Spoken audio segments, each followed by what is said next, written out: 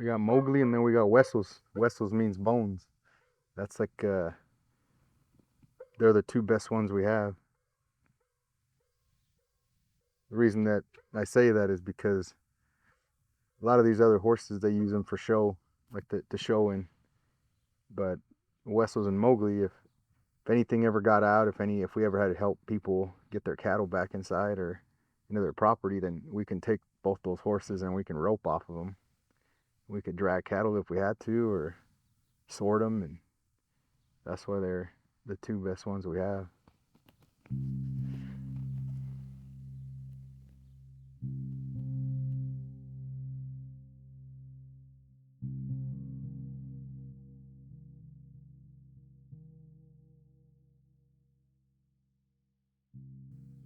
My family was struggling a little bit. We had struggled with loss. We had just moved down here from Utah. I know my son was looking for a purpose, something to give him that drive. Um, so I decided to make a little bit of a sacrifice and start the business. The reason why we started is for that reason itself is the why. Like one of our family models, one of our the business model as well is your why. Why do you do the things you do? For example, my son, he got married last November. Him and his wife, they have two boys now, and now that's his why. To where on my side, I just had my wife and son, so that was my why. We were struggling, and I needed to give him that why and help him find his why. And that's the same thing I tell all the clients that come here. When they one of the questions I ask them is, "Why are you here?" And a lot of them will open up about their reasons. We do get a lot of veterans. To be honest with you, every client we have is either active duty military or a veteran. And we I wouldn't say we cater to the veterans, but they just seem to find us, and that's a big thing to us. That's something that runs in our family, not just our family, but the majority of our friends, our close friends, are either active duty military or veterans, and to us that's important, not just for the business, but our family. Back here, the one we just pulled up, that's a big reason why this business has been as successful as we have been, is because of Mowgli, the horse that we have behind us here.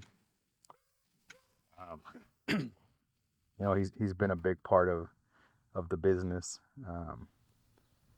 and I kind of treat him as a kind of a celebrity of sorts. A lot of the folks that come here, they want to ride him. They've heard about him. A lot of folks. I've had 80-year-old clients on him. I've had 60-year-old clients on him. I've had experienced riders on him, and I've had beginners on him.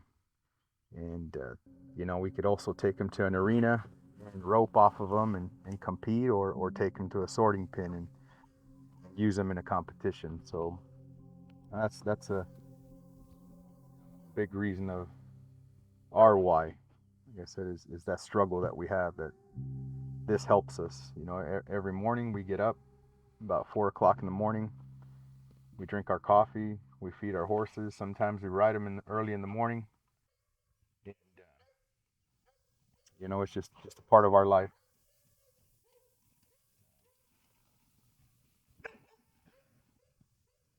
You can see the other one that just pulled up here is Lulu. It's my other horse. She's the one I compete on. She's the most athletic horse we have here. She was actually trained by a veteran Marine. Lucius Fleek is who trained her, and we ended up getting her from Lucius.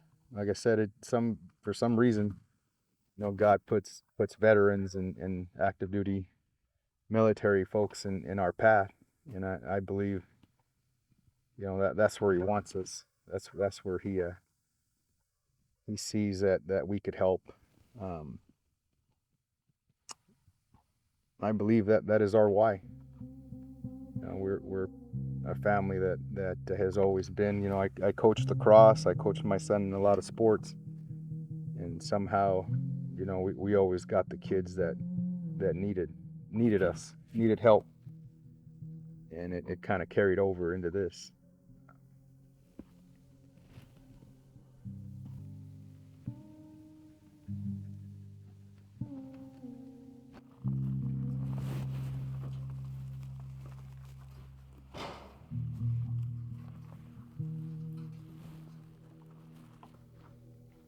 Lulu, man, that's my spirit horse. She's all go, no stop.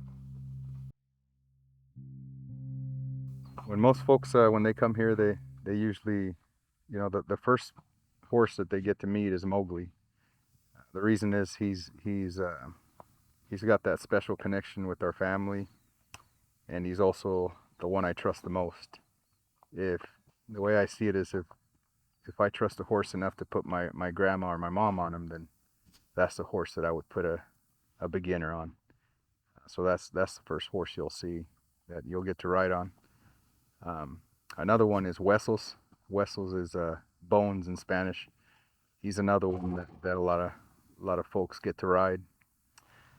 Lulu, she's like I said, she's the one that I compete on. I've had one client on her. That's for our more experienced riders, more like myself or Chavo would be end up riding her. Um, we also offer uh, boarding. A lot of these other horses, like that horse you see there, that one's Mia. That's a horse that we board. You also have Chulo over here. Chulo's the one with the head stall there. He's a client's horse as well that we board here. Usually, Chavo my son will do a lot of the training with them. A lot of them want their horses exercised here. Um, so that's one thing that we offer as well is the boarding. With the boarding, then we also, like I said, we care for the horses and we exercise the horses for everyone.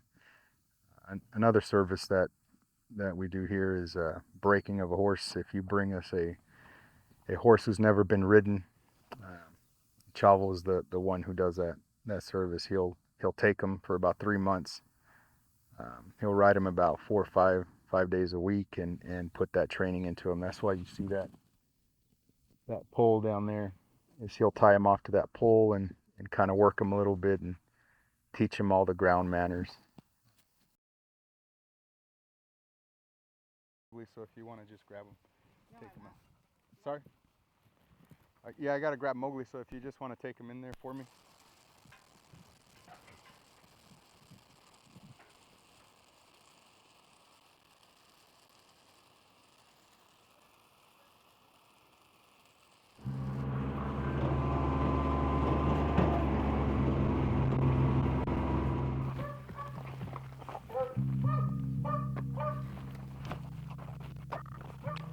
Sometimes I gotta play a cat and mouse game with him because they all want to eat right now.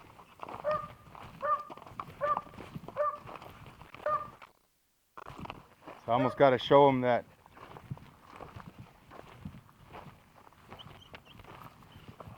I'm not a threat. A little bit about horses is they work off of pressure. They don't like pressure. So never are here for on this halter. For example, if I want them to, you want them to move to the left side, then you pull to the left, and you can feel that pressure right here on these knots that'll push away. They'll start leaning towards it. If I want him to move to the right, same thing. He'll move to the right. If I want him to go back, and I just put pressure back. Same thing as if you're moving a horse, they don't want to move. You put pressure on their butt, they'll move forward.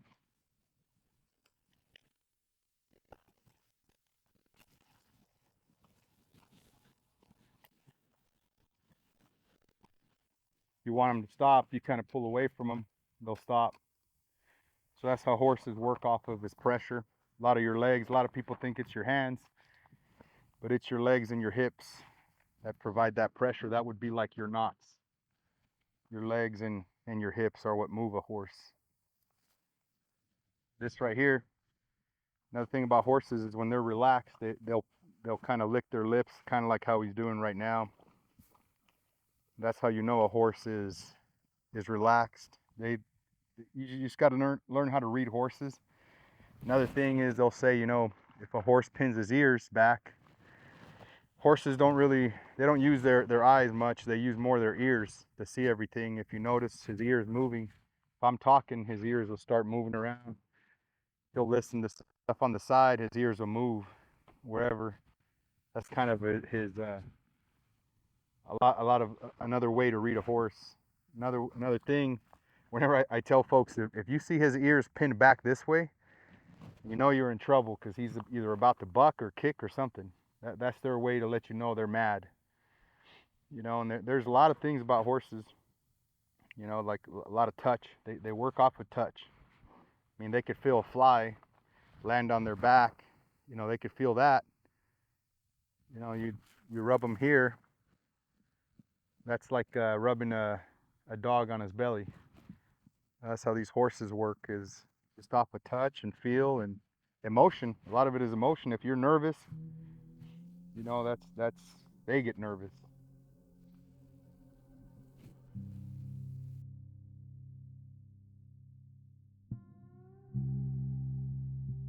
Or like I was telling you, they go off a feeling. You know, a lot of it is pressure. If they have a sticker or something on their back or something that's bothering them, then you know that affects the way they ride. It'd be like having a rock in your shoe. That's what we do, is we'll brush our horses. And there's certain areas that you want to brush. We don't have to brush all of it, all of his body, but you have a cinch that comes right down to here. So the one thing you want to do is make sure that nothing's under his belly that could hurt him.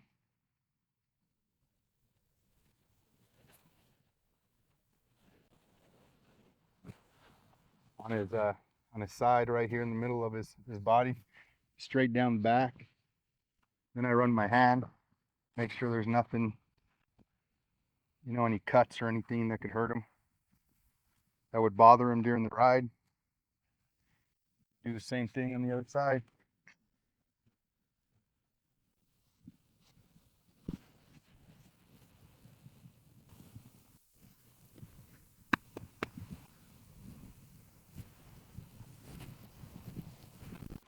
As you can see here, I mean, he's got really good feet.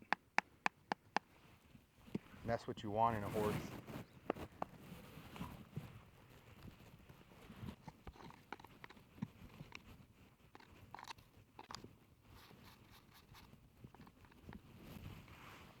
You can see there's a lot of tricks to it. Chavo, you know, he works a lot with these horses, picking up their feet. Every time we ride them, we pick up their feet. So you gotta kind of give them a warning. Like you walk up here, you'll kind of give him a tap, letting him know you're going down to grab his leg, and he'll pull it up on his own. The front side, same thing. And he'll lift it up. You're not fighting him. Those are the types of things that we work with horses. A lot of people will be sitting here fighting with their horse, trying to push them, you know, to get their feet. But that's how you know you got a good horse. That's why we love Mowgli. Now we'll put the pad on.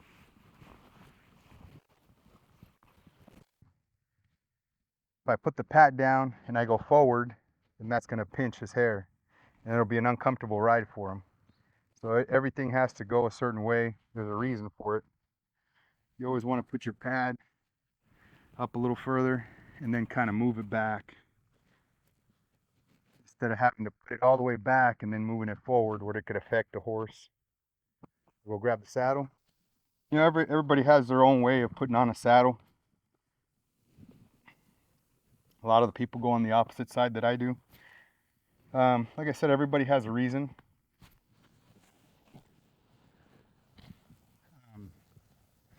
I was always taught this way.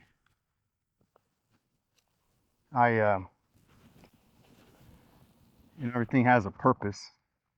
I'm on this side. I already got my cinch. I unhook it. You know, instead of going to the other side, putting the saddle on that side and then having to walk around. You always want to check everything. What we like to do is we check the cinch, make sure there's nothing on here that could possibly hurt him.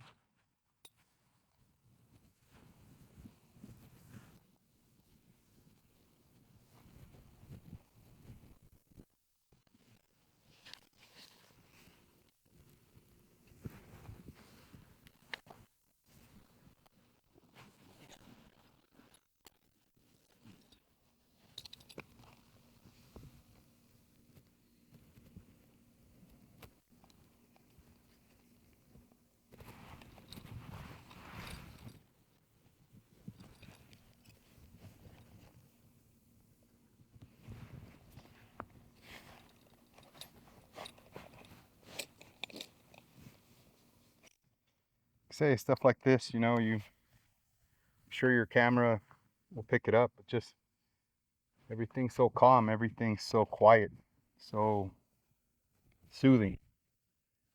You know, I could hear Callie, our dog, I could hear her breathing on this side. I hear the birds. You do that at 4 or 5 o'clock in the morning, and it's just a different feeling.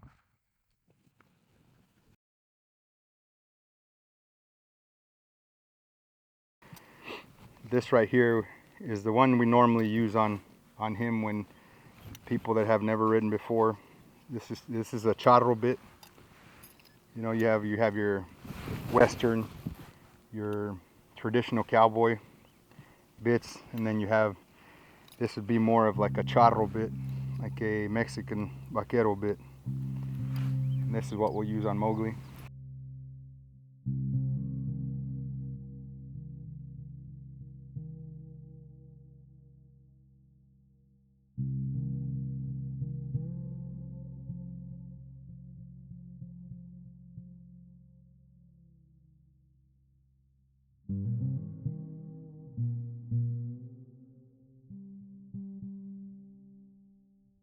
And you got 3 positions on a horse. You got wherever your leg sits.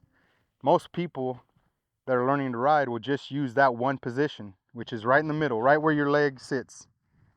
But you actually got 3 buttons on a horse, and you got to find where those buttons are. If I want to move his butt, I'm going to move my leg backwards, and I'm going to put my spur right there.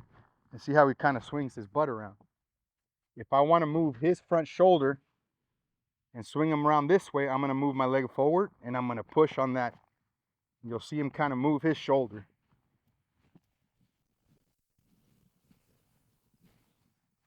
Same thing on the other side.